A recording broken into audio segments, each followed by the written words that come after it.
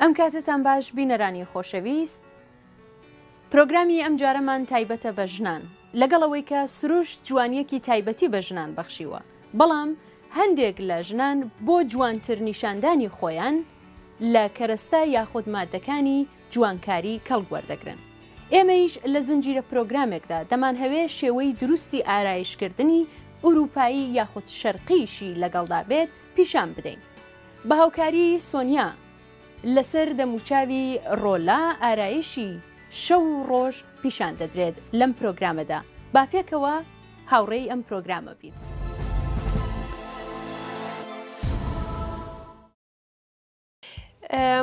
ئارایشی ڕۆژ نیشان دەدەین ئەمڕۆژ بە کرێمی دەمچاو دەستی دەکەین، کرێمی کە بەسگی هەیە دەمچاو ئەو خانەمە وشک بێت یا چۆر بێت. ئەم کرێمی گەم انتخاب کردە کە بۆ هەردوو دەمچاو ئەتوانی سادەی بکەی. کاتێکیش کرێمەکە دەرێنی حتمما چشی تەمیز پاک هیچ کاتی دەست ناو کرێمەکە نەبە لەبەرەوە باکتری میکرۆب جەم دەکات. ئەتوانی بە چشێکی قاشۆق چشێکی تەمیز بێت تووزی لەسەر دەستدانەی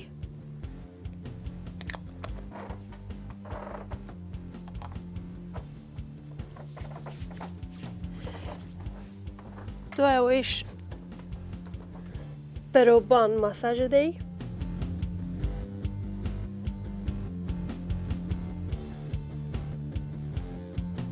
تووزێکیش بەرەو مل.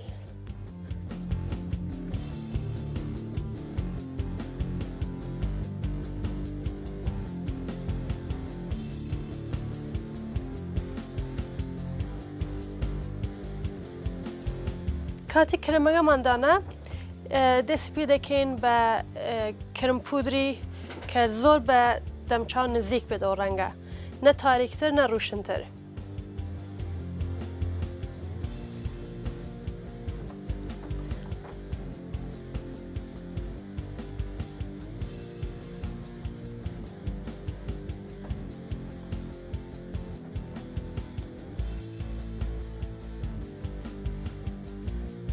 تاوی دەمچاو کرمپو دەدەی تا ئەو شوونە کە قژ دەستی پێ دەکات. سۆنیا هەندێک جار دەبینی هەندێک کەس هەیە دەموچاوی یا خاڵی سووری پێوەیە یا زیبکەی هەیە یان پەڵەی ڕەشی تێدایە. پێشەوەی ئەو کرێم پودرە ئیسفادە بکەی هیچ مادەیەکی دیکە بەکارهێنی بۆ داپۆشانیە و با ئەتوانی کۆنسیلەر ئیسفادە بکەی. کۆنسیلەر تووزی توخترە لەبەرەوە بتوانێت ئەو سوورانە مەسەڵەن بگرە. زۆر زۆر کەم ئیسفادە دەکەی. بەزی شوونەی کە سوورن یا ژیری چاو ئەگەر سوور بێت یا قەهوەی یا ڕەش بێت. ئەوانەی کە لوچ و چشیان هەیە ناتوانن زۆر ئیسفادە بکەن لەبەرەوە زۆرتر پیشان دەدەن چروکەکان زۆرتر نیشانەدا.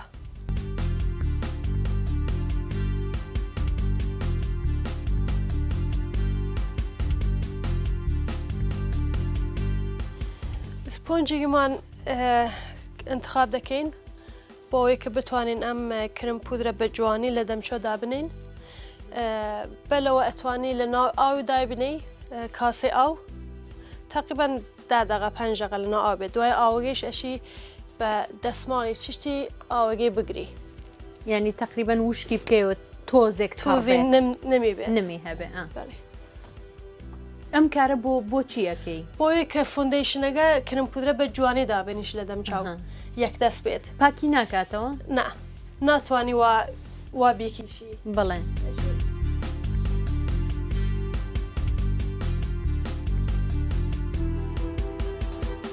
ئەمە بۆ سایەک بتوای سایە بنێ بەلەوە یەکنەوە کرم پودریگە ئەوش بەس بۆ چاوە لەلا کە ئەو سایە بە جوانی چەندین سات ئەتوانە بمینێت پاک نەبێت. ئەمە بەس بوو پشی چاوە ژێری چاو ناتوانانی بدەیت لەبەرەوە زۆر وشکە ئەگە بیرێ لە ژێری چاو تەواوی چوینی چرۆکەکان نیشانەدا. بۆ دەمچاویلێکیش کە زۆر ئەرەق دەکات ئیتر ئارایشەکە پاک دەکات ئەرەق دەکات زۆر مهمە یەکدانە پودر هەیە بە ناوی ترانسپەرانت بە ئینگلیسی شەرەوەیە ئەوە ڕەنگوشتی نییە بەس بۆ یەکە وش بکات دەمچاو.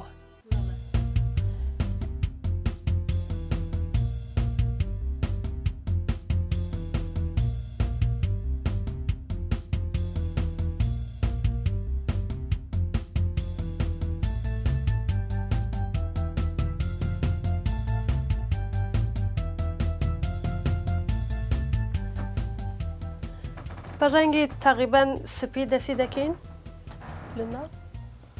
بۆ هەر پێستە فەرق دەکات چ ڕەنگێک بەکارهێنی مەسەن کەسێک کە پێستی کەمێک قاوەیە یا وەکو کورت پێ خۆمان ئەم ڕنگانەیە کە ماتی پێ دەڵێن بۆ هەموو پێستی یەکجورە فەرقێکی نییە.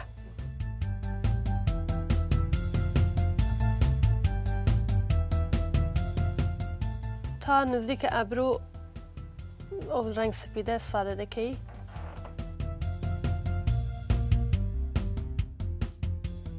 دوایەوە تووزی ڕەنگی بەرەو گوشتی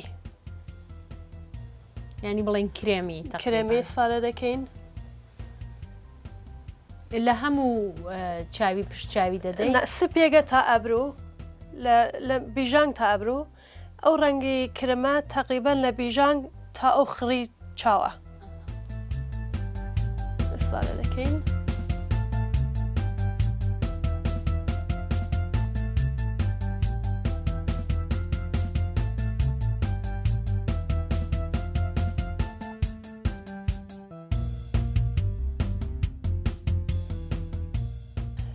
بۆ سایە ئیسفادەکردن زۆر مهمە کە فەلچەکەت زۆر ئیش بکەی لە تەکیەنی تیکڕای بکەی بە جوانی هەم باشتر دانیشە هەمیشێکی جوانتر تیکڵا دەبێ.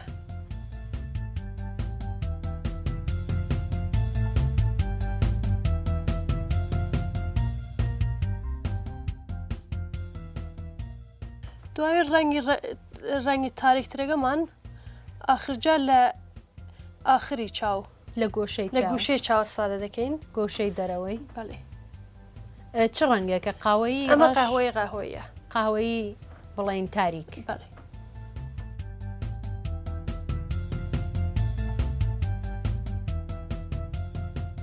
بەستگی هەیە بە چاوی ئەو کەسەی کە ئارایشی بۆ دەکەی سایی بۆ دادەنەی مەسەڵەن زۆری بکێشی هەندێک کەسێ چاوی گەورەیە بۆ ئەو کەسانی کە چاویان گەورەیە سایەکە دەبێت چۆن بێ ینی بە چه حەجمێک دایەنەی لەسەر ئەگە چاوێکە گۆرا بێت ئەتوانی ڕێی ڕەشەکە بۆ تەواوی چاو ئەستادە بکەی یا ڕەنگ قەهوەیەکە بەس ئەگە چاوێکە ئەوەنە فاصلەی نەبێت بە ئەبرۆ بە چاو ڕەشەکان لێرە دانین لە کۆتایی چاودانین لەبەرەوە وەختی جیگامان زۆر نەبێت ئەگەر ڕەش و ڕەنگەلی تاریک زۆر سادە بکەین چاو ئەبرو قتیکڕانی قاتی دەبێت فەرق نابینیت وایە.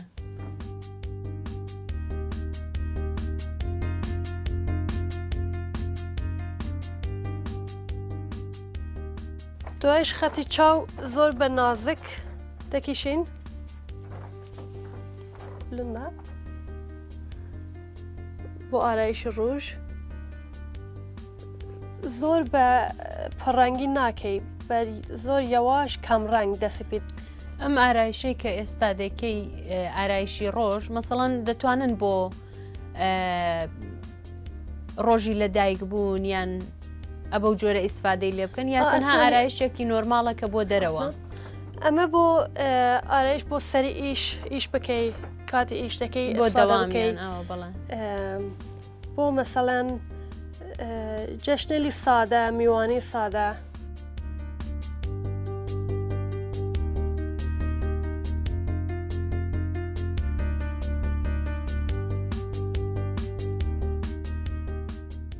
ئیتر بە خوار هیچ کار ناکەین بە سادە بەس ینی هیچ خەتێک هیچ خەت و چش لە خوار ناکشینە.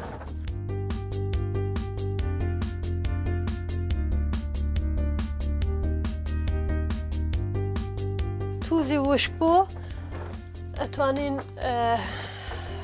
فڕ بکەین کە تووزی بیژانگەن بەمەقەست.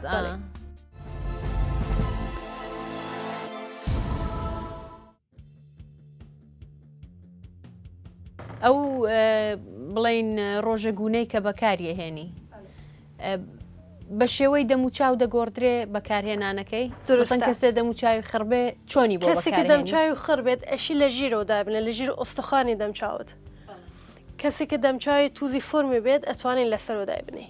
ئێستا ئەم خانمە ئێستا فۆرمی هەیە دقیقا من لەیرا دامنابۆی.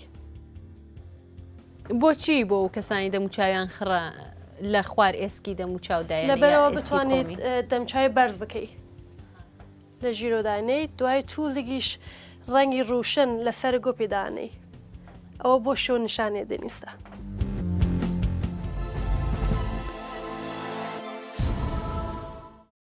هیچ کاتی لیو ناتوانانی فرێ 2 میلیمتر گۆراتر بکەیت. پێت وایە بۆچی مەسەن چ ئەوەیەکی هەیە؟ جەزدابیەتێک هەیە لە نیشاندانی لێوی گەورە لەبەرەوە هەمووشی بە مێدیایە ئیترەوەنە تەبلیغ دەکەن پیشتە لە هالیوود و هۆنەرپیشەکان هەموو مۆدوچشت پیشتە لە ئەوان وەرەگرین خۆمان لەسەری تەلەڤیزیۆن. ئیتر جاجار مۆدڵتێت بۆ لیوی بارێک جاجار بەستگی هەیە. هەر 10 ساڵ جارێک تقریباً مۆدی جەدید بۆ شێوەی دەموچاو.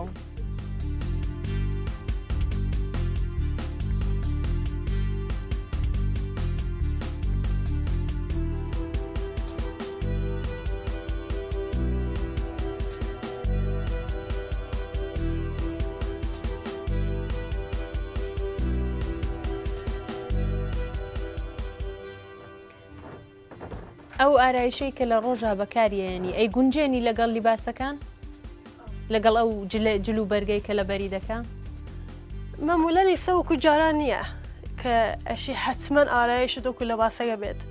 ئەو ئارایشە کە پێت جوانترە لە تەکی ڕاحەتی ئەوە مهمترینەوە نظری من. جارێکی جلمان سوور و حتمما سای سوورماندانە دەسی سەد وان نییە. ئەو ئارایشی ڕۆژ.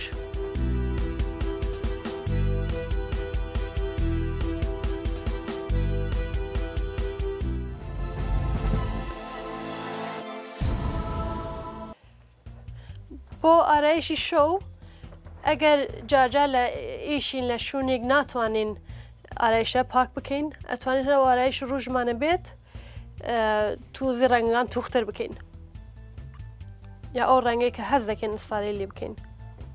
لەبەرەوە ڕەنگانە کە ئەنتخابمان کرد زۆر ڕەنگی سادەیە ئەتوانین لەسەر ڕەنگە هەر ڕەنگی تر دابنین یعنی تیک ناچوات.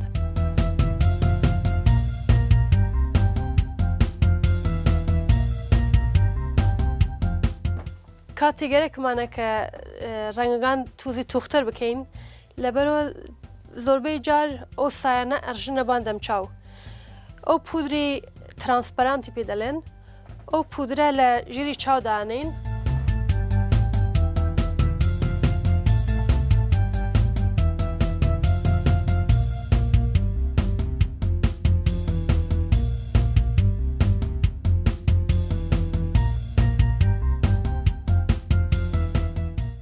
ڕەنگێکی سوورەتی زۆر نەرم لەکوێ لە هەموو پشتی چاوی لە تقریبا نصف چاو.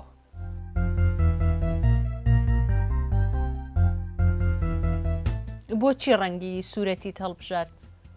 لەبەرەوە پێسی سفیدە ڕەنگی سوورەتی بۆ پێسی سفید زۆر جوانە.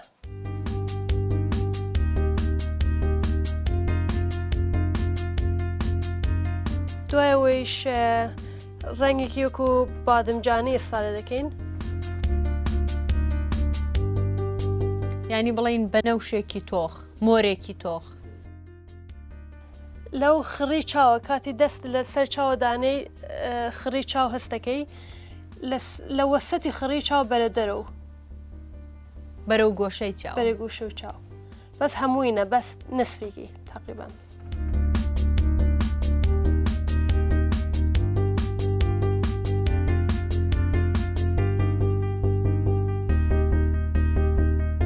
دوای ڕەنگێکی لەو ڕەنگی قەبلیمانە تیرەتر. یعنی لە مۆرەکە تیرەتر بێت تۆختر بێت؟ تۆختر.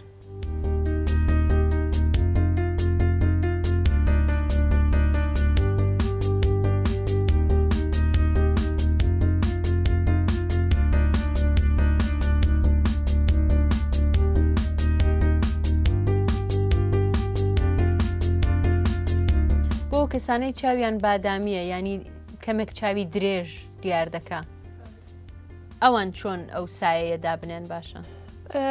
سایە لە ئاخری چاو.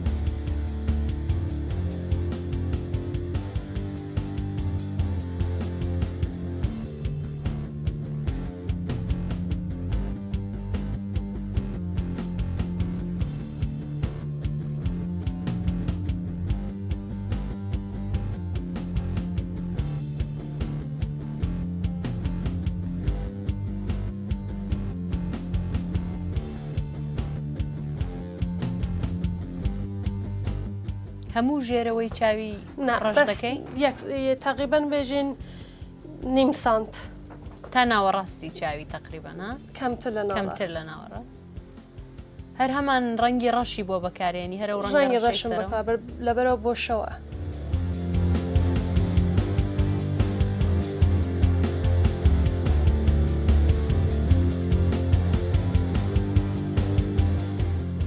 جاجار هەست دەکەین چاوی یەکدەست نییە لەبەرەوە تووزی چروکی هەیە ئەتوانین بە سایە تووزی تاریک یەکدەستی بکەین.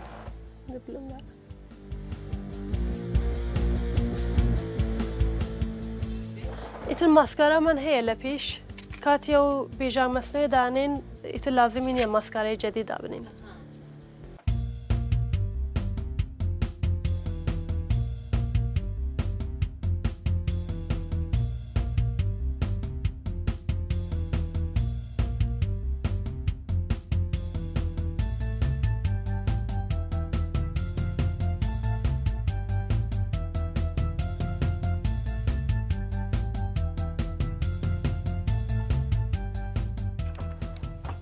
گەرێکمانە ئیسە تووزی سوغان دەمچەوە خانمە بەرزتر بکەین ڕەنگی کە تووزی مەخسوسە بۆ گونە بۆ کوڵمی دەتەوێت کوڵمی بەرزتر کوڵمی بەرزتر بکەین ئەوانە تووزی زەرغباغی تایە لەسەر سوغانی دەمچاوی یعنی لەسەر و ئێسکەی دەدەی ئێسکی گۆنەی ئەو زەرق و بەرخەی بەکاریهێنی چ ڕەنگێکە؟ ئەمە زۆر سوورەتی ڕەنگی ڕوشنە یعنی تقریبا بیڕەنگە.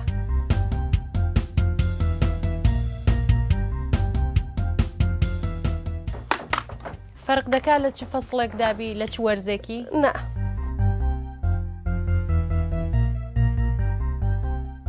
ئێستا گەرێکمانە تووزی فرم دەمچاوی و ئوستوخانی تر بکەین لە ژیر ینی کوڵمی بەرزتر نیشان دەدەین ڕەنگی کە تووزی تاریکتر ئەسفادە دەکەین.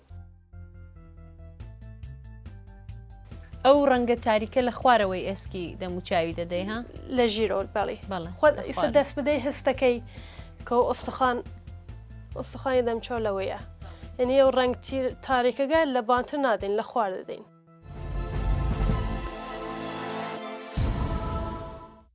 ئەگە گەرێکمانە تووزی دەمچاو ئۆستخانی تر نیشان بدەین ینی کوڵمی بەرزتر کوڵمی بەستر ئەتوانین کاغذدا بنین ڕاستە واشنە بەرەو گوشکە بە ئەندازەی گوشکە بەرەو دەم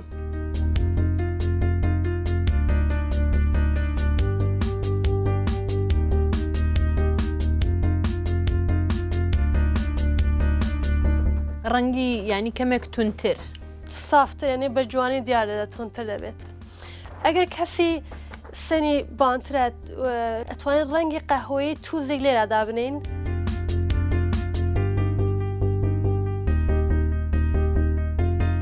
دەمچاو بەرەوەرە ناچوانین سەیریەکەی بەوە سەیرەکی نەوەوەرە ملی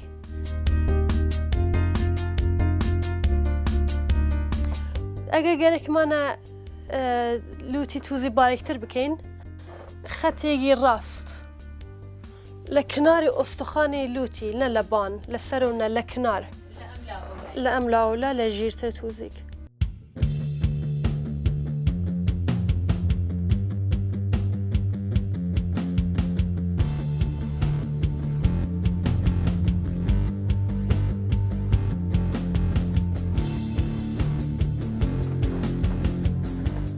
دوایە بە پودەر ئەشیاوە چاک بکەین کەوا ڕەشدار دیار نەدا ئەو پودرەی کە بۆ دەموچاوی بەکارت هەرەوە پودرە کردە بۆ دەمچاوی ئستفادەم کردە لەکوێی دەدەی لەو شوێنەی کە لە هەموو لوتی بەڵێ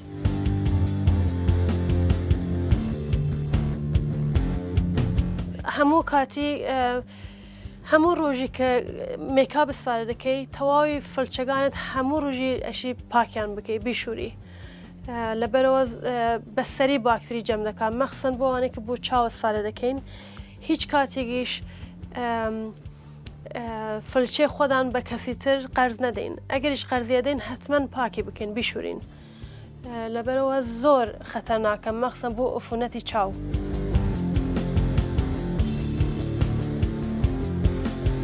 ئەوەی شارایشی شەو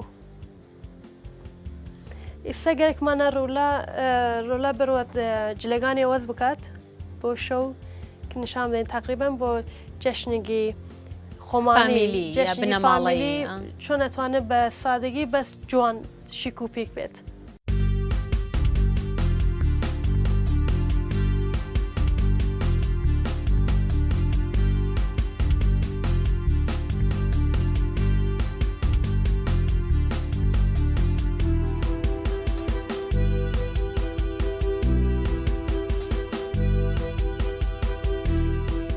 بینەرانی خۆشەویست پرۆگرامی ئەم جارەمان کە تایبەت بوو بە ئارایش یاخۆ جوانکاری ڕۆژ و شەو کە سۆنیا لەسەر دەموچاوی ڕۆلا بەڕێوەی برد کۆتایی پێهات تا پرۆگرامی داهاتوو کاتێکی خۆش بۆ هەمولایەک.